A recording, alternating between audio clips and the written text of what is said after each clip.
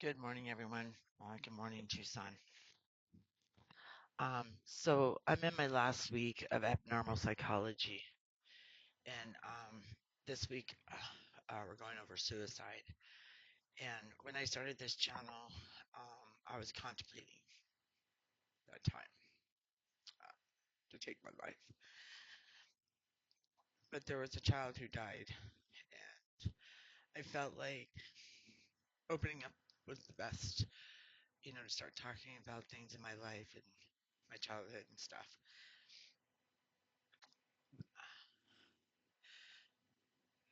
And I've been through a lot in this last couple months, since April, uh, with my community here and the group stalking and our personal information being shared and so on. But they were trying to mess with my psyche. Um, it it was crazy what happened, but it happened. And I was going through this class at the time, and I was praying a lot too. And I've been through something similar a couple years back, and off and on throughout my life. But what touched my heart was there was a young woman. She wasn't even a woman; she was a kid, and she hung herself alive. And it broke my heart because in her situation, it was different than mine, but she's a child. And I started thinking back. Um, so in the very beginning of my videos, I talk about that I am a stutter, that I stutter. And when real bad things happen to me, I start stuttering real bad. Even when I meet people and I start stuttering, I know to stay away from them. It's like my body can feel it, and I've talked about that throughout my videos. But I started thinking back, and when I would talk, I stuttered really bad as a kid. My dad was real abusive, violent man, and so I'd stutter, and he would hit me and tell me, um, "Shut up until you can talk right." So from that day on, um, I really didn't talk to him very much. I talked to other people about I was stuttering, and I've talked about it in the past. And I realized today that that was the first day he took away my confidence, and I was unworthy. And then when I had children, they were asking me, "Are you asking your kids how their day was?"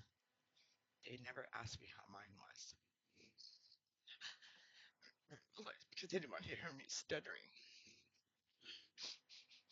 It's so heartbreaking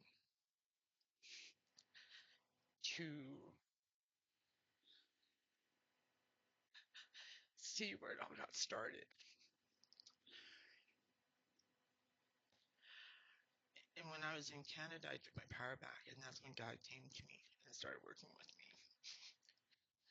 even all the way down to the music I was listening to. I'm telling you,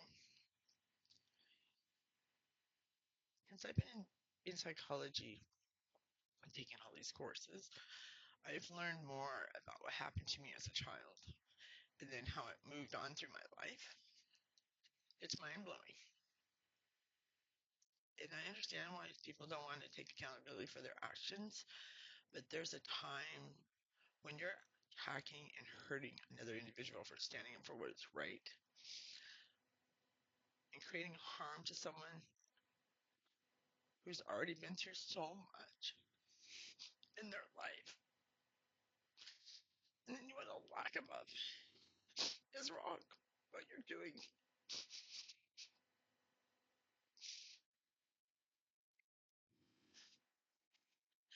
There's so many hurt people in the world, and I'm so sorry for all of you. And they may be private, they may not be. We're not meant to be here to hurt others. We're here to heal ourselves and to make a difference for our next generations to come. When I knew that my grandchild had autism, with him,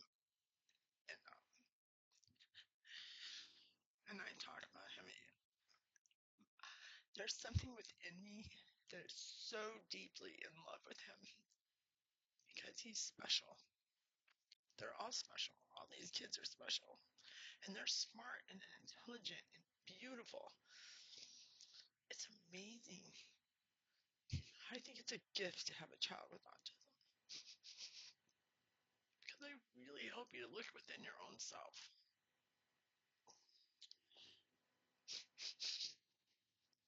And I think for anyone who wants to kill and destroy a family, or look at us strangely, or think that we're, or look even at the child as what's wrong with that person? What's wrong with them? Something's wrong. You can't lock them up, and you can't say they don't belong. Whether you're a stutter, missing a limb, someone doesn't accept you, who cares? And I've learned that over the years. It's just heartbreaking to realize where it came from. The very first day I opened my mouth.